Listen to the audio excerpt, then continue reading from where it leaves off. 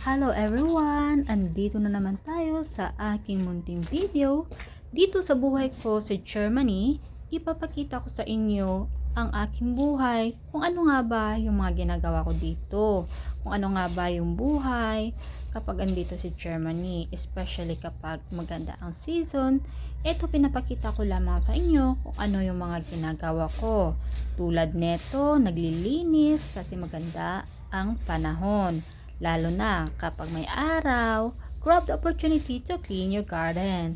So, ganyan yung aking ginagawa mga ka-viewers. So, linis-linis lang para pampatanggal ng kung ano-ano sa ating mga pag-iisip. At saka para meron din naman tayong ginagawang activities at para hindi tayo mabobore sa ating buhay. Tingnan nyo nga naman, maganda ang weather, diba?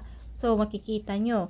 Usually, ginagawa ito ng mga tao dito, lumalabas din sila kapag may araw. Kasi pag may araw, maganda sa balat natin ang sikat ng araw at of course, mafe-feel natin yung tinatawag na kapag may araw mga ka-viewers, alam nyo ba paborito ng mga tao dito?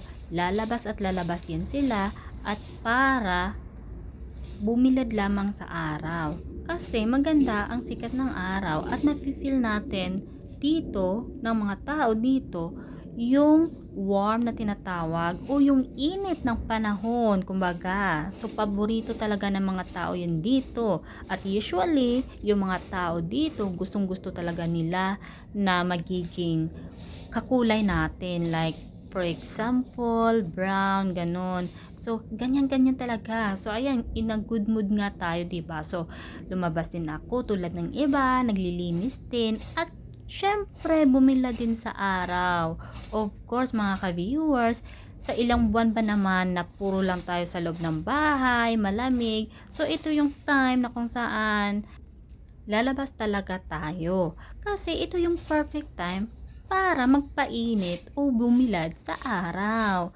Of course, vitamins nga ika nga, diba? Yung sikat ng araw ay nagdadagdag din sa atin ng vitamina. Of course, libre na yon. Kaya grab the opportunity, bumilad na sa araw at saka para mainitan din yung ating katawan.